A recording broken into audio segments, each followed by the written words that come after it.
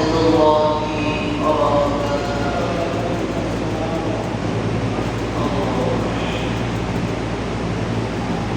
إن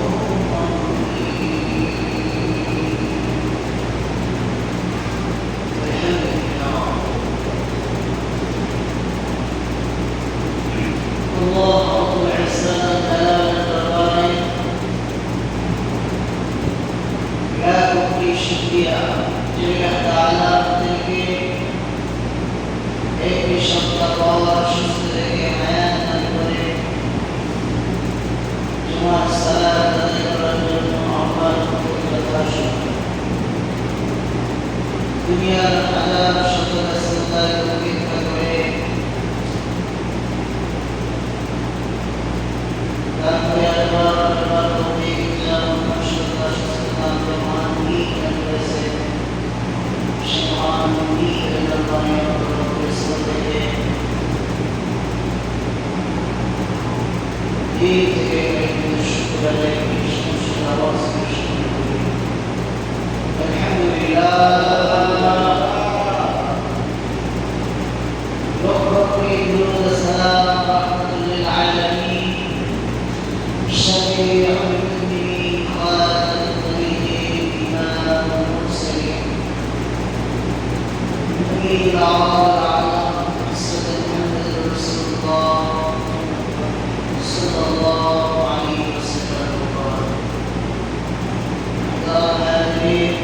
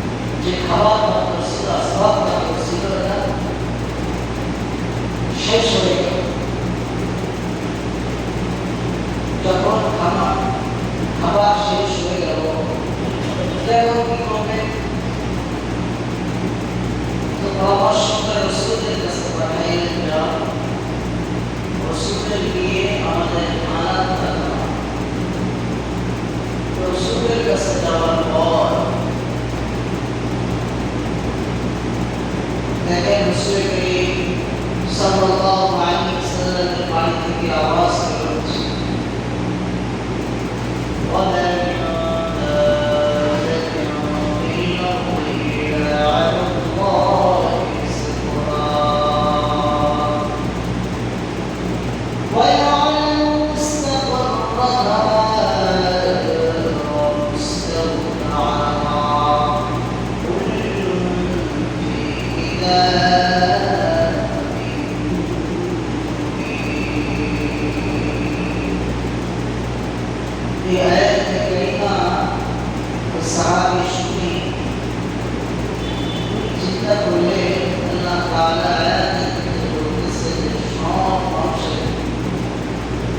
ফিজিকের দায়িত্ব আল্লাহ দিয়েছে।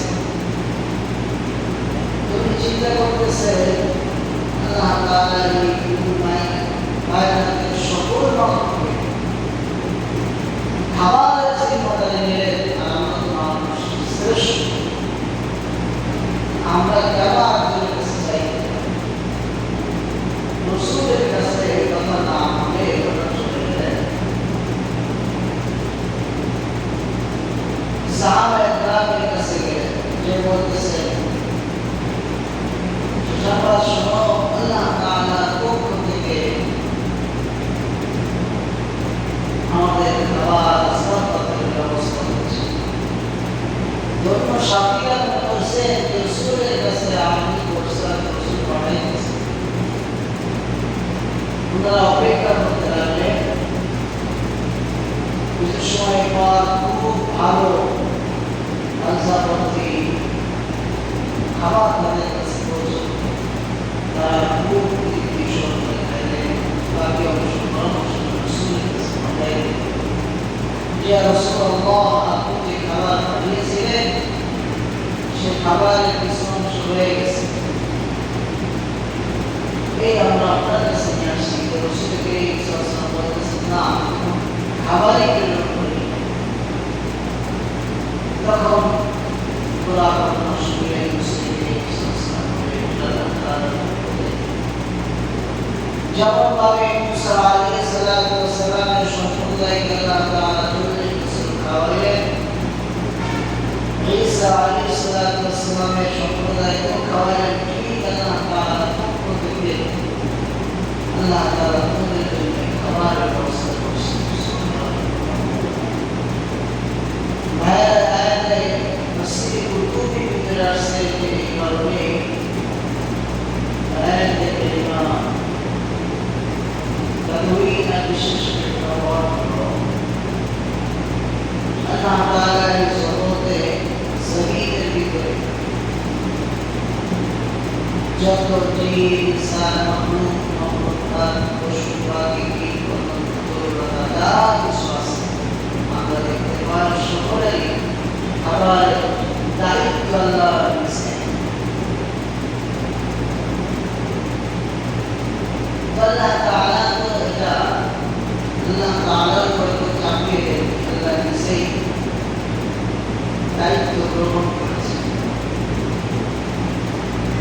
এই দায়িত্ব আল্লাহ তাআলা নিয়েছেন, এটা মনে করে যদি সঠিকভাবে আল্লাহ তাআলার হুকুমের উপরে চলতে থাকে, আল্লাহ তাআলা অবশ্যই ওই বান্দাবান্দির রিজিকের ব্যবস্থা করেন। পৃথিবীতে যদি রিজিকের বন্দোবস্ত দায়িত্ব কোনো মানুষের হাতে থাকতো, তাহলে আমার তো মনে হয় যে সকলেই আজকে যারা খাবার পাচ্ছে, অসংখ্য মানুষ অনাহারে অন্তরের মাঝে রিজিকের জিম্মাদারি আল্লাহ তাআলার কাছে থাকার কারণে আজকে দেখবেন যেভাবেই হোক প্রত্যেকটি মানুষের কাছে আল্লাহ তাআলা পৌঁছে দিয়েছে। এই রিজিক একটি হলো দুই ধরনের, একটি হলো হালাল রিজিক, একটি হলো হারাম রিজিক। হালাল রিজিক আর হারাম রিজিক। হালাল রিজিকটা কি? যেটি আল্লাহ তাআলা শরিয়াতের বিধিবিধানের মধ্যেই থেকে অর্জিত হয়, ভক্ষণ করা হয়, এটাও তো হালাল। আর যেটা শরীরের বিরোধী, শরিয়াতের কর্তৃক বাইরে গিয়ে অর্জন করা হয়, ভোগ করা হয়, সেটাও হারাম। সেটার নাম কি? হারাম।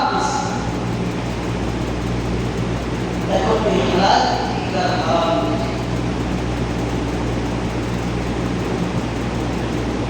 এই সমস্ত বিষয় আল্লাহ তাআলা তার বান্দা বান্দীর জন্য উম্মার জন্য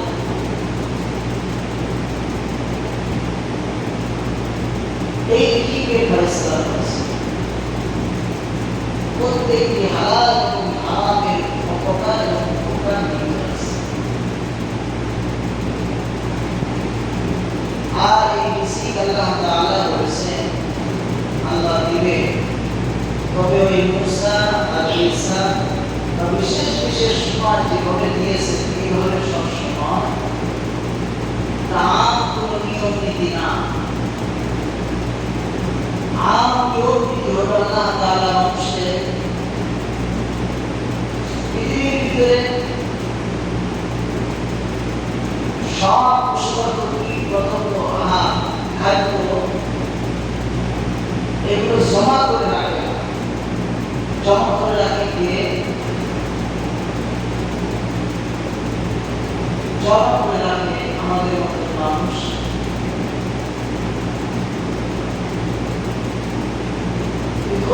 অনেক পশুপাখি আছে যারা রিজিকের চিন্তাই করে, তাদের জমা চিন্তাও না, তারা না খেয়েও পারে। আমরা চিন্তা করতেছি আমরা না খেয়ে বলবো আমাকে রিজিকের অবস্থা এভাবেই হবে।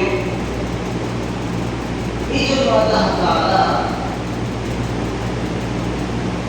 বলেছেন যে না, তোমাদের রিজিকের ফয়সালা হলো বাকি রবের পক্ষ থেকে যেগুলো ঘোষণা সে হবে। কিভাবে? সূরা জুমআর 10 নম্বর আয়াতের ভিতরে আল্লাহ তাআলা বলেন فإذا قضيت الصلاة فانتشروا في الأرض وابتغوا من فضل الله واذكروا الله كثيرا لعلكم تفلحون।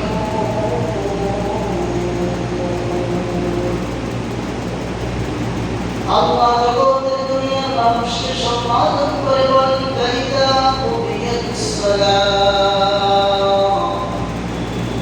হে জগতের মানুষ মুসলমানেরা শুনে নাও, তোমাদের কাজ হলো সর্বপ্রথম নামাজ আদায় করা। অর্থাৎ নামাজের যখন সময় হবে তখন তোমরা নামাজ আদায় করবে। আল্লাহ তাআলা এটার প্রথম হুকুম। তাহলে আল্লাহ তাআলা রিজিক খাওয়ার ভিতরে প্রথম শর্ত হলো আল্লাহ তাআলার হুকুম নামাজ আদায় করতে হবে। فانتشروا في الأرض وابتغوا من فضل الله। পরের শব্দ আল্লাহ বলে আমার এই বিশাল জমিন তোমাদের জন্য সংকীর্ণ করি নাই, এই বিশাল জমিনের ভিতরে তোমাদের জন্য ফসল মানে যে রিজিক, যে রিজিক আমি ছড়ায় ছিটায় রেখে দিয়েছি, এই রিজিক তোমরা অন্বেষণ করো। আর দেখেন আল্লাহ তাআলা এই দুনিয়ার ভিতরে মানুষের হাজার রকম কাজের ব্যবস্থা করছে, করেন। এক এক শ্রেণীর মানুষ এক এক রকম কাজ, সব মানুষের জন্য একই কাজ, এটা আল্লাহ রাখেন। এক এক শ্রেণীর মানুষ এক এক রকম কাজ, আর এক এক রকম কাজের মাধ্যমে আল্লাহ তাআলা তার রিজিকের ফয়সালা করছে। আল্লাহ বলতেছেন বান্দা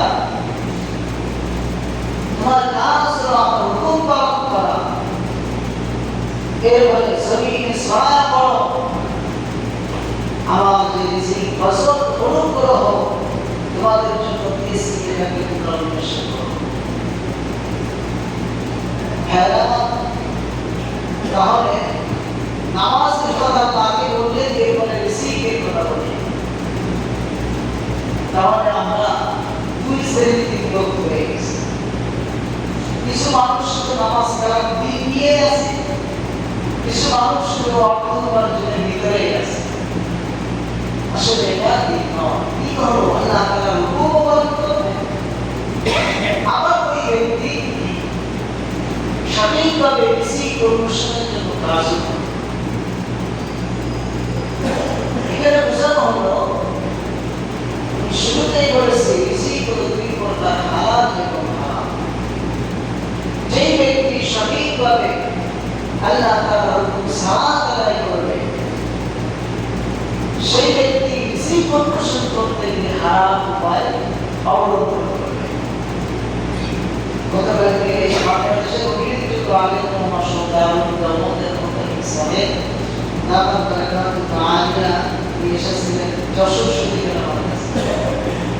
বিভাগের যিনি মহাসচিব আল-হুমিদাত জামিয়া ইসলামিয়া যিনি মহাসচিব, যারা জেলায় আলোচনা করেছেন আমাদের কল্যাণ দারুল উলুম সাহেব, সকলে আলোচনার ভিতরে তাকওয়ার বিষয়টা আলোচনা করেছে।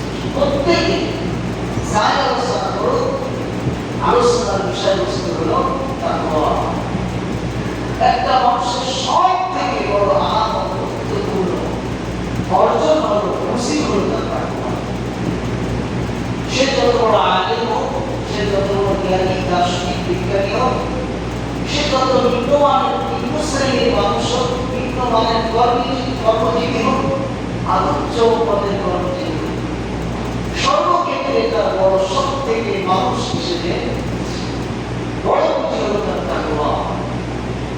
এই জিনিস অর্জন না হলে দেশীয় যত বিধিবিধান নিয়ম নীতি দিয়ে তাকে পরিচালনা করার চেষ্টা করা হোক, কখনোই পরিবর্তন হওয়া সম্ভব নয়। সেই তাকওয়ার নাম খুদা ব্যক্তি আল্লাহ। এই ব্যাপারে সকলে আলোচনা করেছে। আর এই তাকওয়ার ব্যাপারে সব থেকে বড় উত্তম তাকওয়া হলো হারাম জিনিস বর্জন করা। কি বর্জন করা বলে? সব থেকে বড় তাকওয়া হলো হারাম বর্জন করা। আমি কতটুকু হালাল কাজ করতে পেরেছি, এটার থেকে বড় কি হলো আমি হারাম বর্জন করতে পারছি। সব থেকে বড় তাকওয়া রিজিকের বেলায় কেন তো হালাল আর হারামের প্রশ্ন আসতেছে। আল্লাহ আপনি কেন নামাজের কথা বললেন, আর পরে কেন রিজিকের কথা বললেন? বিষয় হলো আপনার রিজিকটা যদি হালাল না হয়, তো আপনি ইবাদতে মজা পাবেন না, আপনার দোয়ায় কোনো বরকত থাকবে না, দোয়া কবুল হবে না, আপনার দিলের ভিতরে অন্তরের ভিতরে সেই নূর থাকবে না। ফলে এই ইবাদতে কি প্রয়োজন আছে? যে ইবাদতের ভিতরে আপনার খোদাবন্দি অর্জন হয় না, সে ইবাদতে নূর আসে না, ইবাদতে বরকত থাকে না। হালালের ব্যাপার হলো হারামটা হলো সেই হারামটা আপনার শরীরকে আমি গরম করতেছি। একটা মানুষের উপর ছোটটাকে আমরা যারা অভিভাবক আছি, পিতা আছি, আমাদের সন্তানরা যখন হওয়ার পর থেকে আমরা তাদেরকে যাও খাওয়াই, লালন পালন করি, এটা খেয়ে তো তারা বড় না, ঠিক না, এটা খেয়েই তারা বড় হয়। তো এটা খাওয়ার পরে যখন আস্তে আস্তে বড় হচ্ছে, তখন এই যে হারাম মিশ্রিত অবস্থায় তাদেরকে বড় করতেছি, বলে হারাম অবস্থায় তাদের ভবিষ্যৎ কি? মুসলিমের নাম বলে এই হারাম খাওয়ার পরে ওই ব্যক্তি কখনোই ভালো জায়গায় গমন করতে পারে না, কারণ তার পাটা শক্ত হয়েছে হারামের পরে, তার হাতটা শক্ত হয়েছে হারামের পরে, তার চক্ষু দৃষ্টি পেয়েছে হারামের পরে, তার জবান প্রচলিত হয়েছে হারামের পরে, তার কান সর্বশক্তি ফিরে পেয়েছে মদ হয়েছে হারামের উপরে। অতএব এই বস্তুগুলো হারামকে বেশি লালন করলে ভালোবাসবে, হালালকে বেশি ভালোবাসতে পারে না করবে। এই জন্য দেখা যায় আমরা আমাদের বাচ্চাদেরকে যতই চেষ্টা করি, চেষ্টা বিফলের জন্য আমাদেরকে কোরআন থেকে শুরু করতে হবে, তওবা করতে হবে, ফিরে আসতে হবে। যদি এরকম ভাবে আসলে না আসি, তাহলে আমাদের জন্য বড় মুসিবত। আমরা অনেকে খুব চেষ্টা করতেছি, সম্পদ অর্জন করতেছি, আল্লাহর বিধান প্রথমটাই অর্পণ করতেছি, দ্বিতীয়টা করতেছি একে একে। আল্লাহ বলতেছেন আমার হুকুম পালন করো, নামাজ আদায় করো, পরের শব্দ বলতেছে আমার ফজল, আমার রিজিক যেটা আছে তোমরা অনুসরণ করো। আজকে দেখেন যত হারাম আছে, রিজিক মানে শুধু আমার ধন সম্পদ এগুলো না। একজন মানুষের জীবনের শুরু থেকে অর্থাৎ ঘুম থেকে ওঠার পর থেকে ঘুমানোর আগ পর্যন্ত উপকরণ হিসেবে যা যা প্রয়োজন সবই রিজিক। আর এই সর্বক্ষেত্রে আমার রিজিক প্রদর্শনের ক্ষেত্রে হালাল পন্থা অবলম্বন করছি না হারাম পন্থা অবলম্বন করছি। আমাদের সবথেকে বড় বাধা দিয়ে যায়। হ্যাঁ, যদি আমি বেদিক হই বেদিমান হই সেটা কোনো কথা না। তার জন্য তো দুনিয়ায় গেছে, আখিরাতে গেছে। কারণ ওই ফজরের পর আল্লাহ বলতেছেন ওয়াযকুরুল্লাহ, অর্থাৎ আমার হুকুম পালন করেছো, এরপরে আমার রিজিক প্রদর্শন থেকে বের হয়ে গেছে। হুকুম পালন করলে রিজিকের জন্য চাকরি গেছো, ব্যবসায় গেছো, যেখানেই করতেছো সেখানে দিয়ে আমার স্মরণ করো। আল্লাহ তোমার হুকুম পালন করেছে, তুমি রিজিক প্রদর্শনের কথা বলছো, সেটাও বের হয়ে গেছে। তোমাকে স্মরণ করতেছি, তোমার হুকুম করো। আল্লাহর হুকুম করো ছাড়া যদি আমরা এই পৃথিবীতে কেউ না কোনো প্রবস্থা দেখবেন যার প্রতি যার দয়া বেশি, ক্ষমতার দিকে হোক, অর্থের দিকে হোক, তার প্রতি যার সহানুভূতি যেমন, কেউ মনে করেন হাসপাতালে আপনার একজন পরিচিত ডাক্তার আছে বা স্টাফ আছে, আপনি যদি যান তার সাথে সম্পর্ক আপনার ভালো থাকার কারণে যত বড় সিরিয়াল হোক আপনি কিন্তু আগেই সিরিয়ালটা দিয়ে যাবেন ডাক্তারের কাছে। ভালো কি হবে? এটা দুনিয়া মিজান হয়ে গেছে। বলে আপনার সাথে সম্পর্ক হাসপাতালে ভালো একজন গল্প করতে আসে, আপনি এমপির সাথে সাক্ষাতে যাবেন, এমপির সাথে ভালো সম্পর্ক, তার সাথে আপনার সম্পর্ক সহজে আপনি জানা হবে। এভাবে দুনিয়ার মিজান আখিরাত এর বাইরে গেছে। আপনি দুনিয়াতে দুনিয়াটা যদি উল্টাই দেন, দুনিয়া যা আখিরাত, দুনিয়াতে আপনি এখানে যদি হারাম জিনিস অনুসরণ করেন, আখিরাত আপনার হারাম হবে, অর্থাৎ জান্নাত হবে। আর দুনিয়াটা যদি হালাল ভাবে করেন, অর্থাৎ জান্নাত আখিরাত হবে। পার্থক্য কিছু নেই। এই জমিনের উপর আপনি আছি, এই জমির উপরে যেটা আছে এটা নাম হলো টাকা। এই টাকা যা যত বেশি দাম তত বেশি। একই টাকা এই জমিনের নিচে তার নাম হলো ব্যক্তি। এই ব্যক্তি কবরে যাওয়ার পরে যা যত আসে তার তত দাম বেশি। আল্লাহ হাবিব যে আর দুনিয়া মাসরাফুল আখিরাহ বলেছেন, দুনিয়াটা আখিরাত। এটা কেন বলবেন? আমরা তো মনে করতেছি অনেক কিছু না, শুধুমাত্র এতটুকু দরকার আল্লাহ واذكروا الله كثيرا لعلكم تفلحون। হে মুসলমান ইমানদার আল্লাহর গোলাম, কেবল ভাই মুমিন ওয়াজামান আল্লাহ সুবহানাহু ওয়া তাআলা বিধি করেছেন বান্দারে নামাজ আদায় করো, আমার হুকুম পালন করো, এরপরে আমার রিজিক প্রদর্শন করো, আমাকে স্মরণ করো। যদি তুমি এই কাজ করতে পারো বান্দারে, তুমি সফলতার চাবিকাঠি খুঁজতেছো, তুমি সুস্থতার নিয়ামত খুঁজতেছো, মানসিক শান্তি তুমি খুঁজতেছো, তোমার ব্যবসার বালাই তুমি খুঁজতেছো, কল্যাণ খুঁজতেছো, পারিবারিক শান্তি খুঁজতেছো, তুমি দুনিয়ায় শান্তি খুঁজতেছো, আখিরাতেও নাজাত পেতে চাচ্ছ, বান্দারে কঠিন কিছু না, যদি তুমি সফল কাম ব্যক্তি হতে চাও, যদি তুমি লাভবান ব্যক্তি হতে চাও, যদি তুমি শান্তি প্রিয় মানুষ হতে চাও, সুখ শান্তি অর্জন করতে চাও, দুনিয়ায় ও আখিরাতে তোমার সকল চাবিকাঠি হলো তোমার আমার হুকুম পালন করতে হবে এবং আমার দেওয়া রিজিক আমার হুকুম অনুসরণ করো। মুসলমান তাই জানান, আমাদের আমরা অনেকেই নামাজ পড়ে মসজিদে দীর্ঘ সময় বসে থাকি, দোকানপাটে বিভিন্ন জায়গায় বসে থাকি। আমরা মুসলমান হিসেবে না বুঝলেও এই হাদিস বেঈমানরা বলেছে, যার কারণে যত বড়ই বেঈমান বুদ্ধিমারা যত বড় চাকরি করুক, করে নিজে বসে দেখতে দীর্ঘ সময় কোনো সাইয়ার দেখা নাই করে রাস্তাঘাটে গল্প করবে, সময় নষ্ট করবে, এমন সময় তারা দেয় না। কিন্তু আমাদের কালচার এরকম হয়ে গেছে, আমরা দোকান করে আমাদের সময় নষ্ট করে গেছে। আর মনে রাখবে যত সময় মানুষ নষ্ট করে, অহেতুক সময় নষ্ট করে বিভিন্ন জায়গায় সময় দেয়, এটা আমাদের জীবন কোনো মানুষ মস্তিষ্ক শয়তানের বাসা। আর যখন মানুষ কাজের উপরে থেকে ব্যস্ততায় থাকে, নিজের কাজ নিয়ে ওড়াতে থাকে, তখন আমাদের ফিকির তার ভিতরে আসে না। রাসূল আরবি সাল্লাল্লাহু আলাইহি ওয়াসাল্লাম বলেছেন, কাসবুল হালাল ফরিদাতুন বা'দাল ফরিদা, নামাজ যেমন তোমার জন্য ফরজ, রোজা যেমন তোমার জন্য ফরজ, পর্দা করা তোমার জন্য ফরজ, হালাল রিজিক গ্রহণ করা তোমার জন্য ফরজ। বান্দারে নামাজ পড়েছো, ওয়াইদুর সময় নষ্ট করার দরকার নাই। আল্লাহর দেওয়ারে কি তুমি যত এই কাজ করো না কারো আরো বেশি কাজ করে রিজিক গ্রহণ করার জন্য তুমি অগ্রসর হয়ে যাও।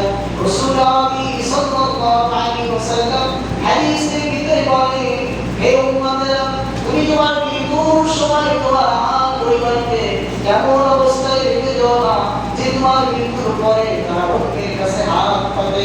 অতএব তোমার কি কর্মসূচি করার জন্য সবহানা পন্থা আছে, যত চেষ্টা আছে তোমার করা লাগবে।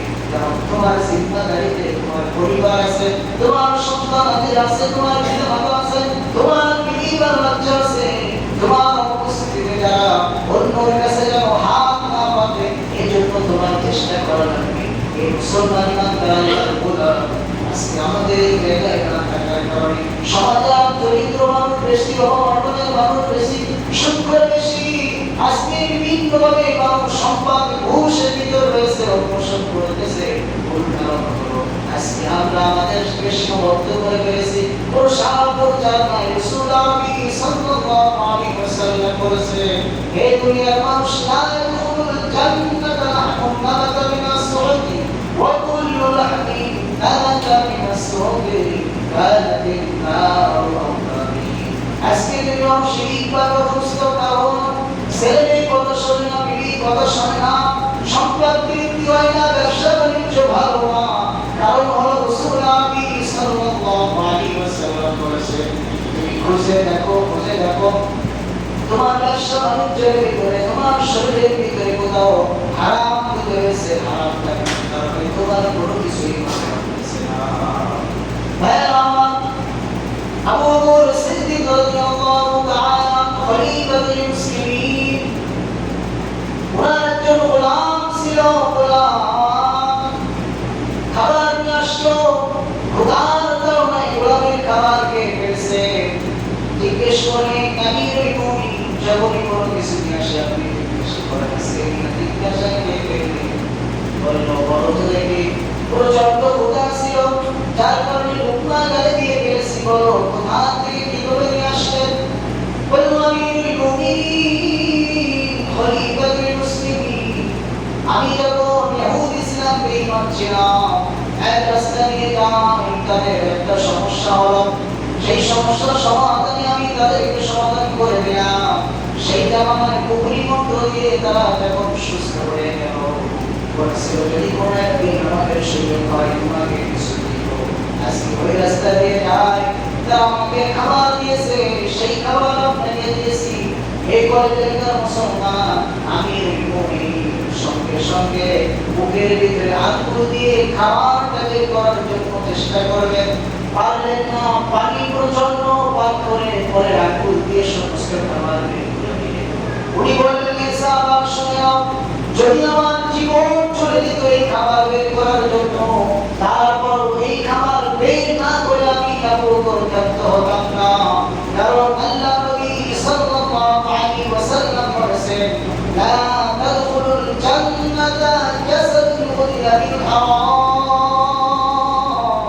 রাহমাতুল আলামিন নবী বলেছেন যে উম্মতেরা, কোন ব্যক্তির ভিতরে সাদা পরিমাণ খাবার কেমন খাবার?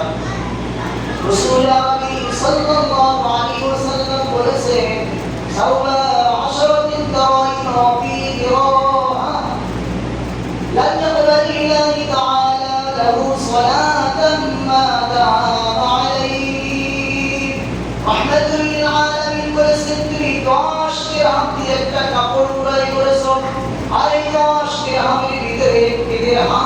তোমার হারাম হয়, হে উম্মতেরা আসলে না, তুমি যত বড়ই নামাজ পড়ো না কেন, যত বড়ই আলেম হও না কেন, আর জ্ঞানী হও না কেন, তুমি তাহাজ্জুদ হও না কেন, ওই নামাজ ওই গুনাহওয়ালা নামাজ তোমার কবুল হবে না। তাই আবু বকর বলেছেন, নবী আমার বলেছেন, যদি কোনো শরীর হারাম দ্বারা গঠিত হয়, ওই হারাম দ্বারা গঠিত শরীর কোনদিন আল্লাহর জান্নাতে যেতে পারে না। এই জন্য ভাইয়েরা আমার, হালাল এবং হারামের ভিতরে পার্থক্য হলো, যদি তুমি হারাম ভোগ করে যাও, দুনিয়ার যেমন শান্তি, আখিরাতে জাহান্নাম। আর যদি তুমি হালাল ভোগ করো, হালাল খাও, মনে রেখো দুনিয়াও শান্তি, আখিরাতে তোমার জন্য আল্লাহর জান্নাত। ভাইয়েরা আমার, দুনিয়ার সমস্ত অংশের জন্য আল্লাহ বলেছে, ইয়া আইয়ুহান নাস কুলু মিম্মা ফিল আরদি হালালান তাইয়্যিবা ওয়া লা তাত্তাবিউ খুতুওয়াতিশ শাইতান ইন্নাহু লাকুম আদুউম মুবিন।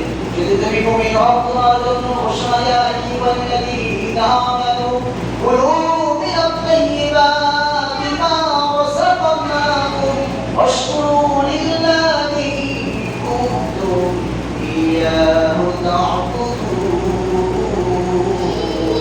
এর সংকেত বলা হলো, যদি তুমি মুমিন হও, তোমার খাবার হবে হালাল এবং পরিষ্কার। আল্লাহ নবীদের পর্যন্ত ছাড় দেননি, রাসূলদেরও ছাড় দেননি।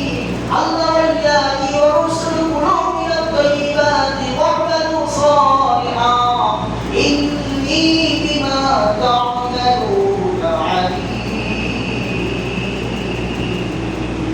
হে রাসূলরা, শুনে নাও, তোমরা রাসূল হয়েছো বলে পাক রাসূল হিসেবে কেমন না, তোমরা যারা রাসূল হয়েছো, নবী হয়েছো, তোমাদেরও কাজ হলো হালাল খাবার, তাইয়্যিবা খাবার এবং নেক আমল বেশি বেশি করা লাগবে। হ্যাঁ না, হালাল এবং হারামের পার্থক্য এই। কিন্তু আমরা শুধু দেখতেছি আমার ব্যবসা ভালো হচ্ছে না, পরিবার শান্তিতে নাই, নিজের শান্তিতে নাই, কেন আমি চাচ্ছি তো মেম্বার হওয়ার জন্য, ভালো জায়গায় যাওয়ার জন্য হারাম উপায় অবলম্বন করতে হচ্ছে। দুনিয়ায় যা কিছু আছে, যদি আমি আপনি হারাম ভাবে অবলম্বন করতে চাই, অনেক সময় হবে, তবে এই হওয়াটা হবে অশান্তির হওয়া। আর যদি হালাল ভাবে হয়, আলহামদুলিল্লাহ হবে, সেটা হবে দুনিয়ায় শান্তির হওয়া। পার্থক্য হলো দুনিয়ায় হারাম ভাবে গিয়ে অশান্তির হওয়া, পরকালেও অশান্তির আগুনে জ্বলা। আর দুনিয়ায় যদি আমি কিছু হালাল ভাবে উপার্জন করি, এটা হবে দুনিয়াও শান্তির হওয়া, আখিরাতেও মুক্তির নাজাতের হওয়া। আমরা কোনটা পেতে চাই? চিরস্থায়ী ওই জান্নাত, যেটা দুনিয়াও করলাম, আখিরাতেও করলাম। একজন সফল মানুষ, ভদ্র মানুষ, বিবেচক মানুষ, বিচক্ষণ মানুষ কাজ হবে যে দুনিয়া এবং আখিরাত উভয় জায়গায় ভালো থাকতে চায়। এই জন্য সকলের কাছে আহ্বান থাকবে, দুনিয়ায় যদি অর্থ না থাকে তাহলে কোনো মূল্য নাই, সে যত বড় জ্ঞানী হোক। আল্লাহ নবী এবং আল্লাহ এই জন্য অর্থ উপার্জন করতে বলেছেন, তবে সেটা হালাল হবে। যেমন এই মাটির উপরে এই অর্থের মূল্য আছে, মাটির নিচেও অর্থের মূল্য খুব তত বেশি। যে কারণে নেকি আমরা কেউ দুনিয়ার এই মাটির উপরেরটা নিয়ে আসি, কেউ বা নিচেরটা নিয়ে আসি। আমি সকলের কাছে আহ্বান করবো, আমরা এই মাটির উপরটা নিয়ে যারা শুধু আসি, তারা যেখানে যেভাবে পাশে হাত পুরা জমা করতেছি, আর যারা মাটির নিচে নিয়ে আসি, তারা নিচেই পড়ে আসছি, এমন নয়। সকলের কাছে আহ্বান থাকবে, আমরা যেন মাটির উপরে এবং নিচে উভয়টা ত্যাগ করে দুনিয়া ও আখিরাতের শান্তিমুখী মানুষ, শান্তিমুখী আখিরাতমুখী মানুষ করতে পারি। আল্লাহ এবং তার রাসূলের পরিণত উম্মত এবং তার প্রকৃত বান্দা হিসেবে নিজের জীবনকে করতে পারি, পরিচালনা করতে পারে। এই জন্য সকলের কাছে নসিহত রেখে আরো বিশেষ করে সাল্লাল্লাহু আলাইহি ওয়া সাল্লাম আমাদের সকলকে কবুল করুন। আমিন সুন্নাহ আমিন। আমরা দ্রুত সুন্নাত করে যেতে পারি।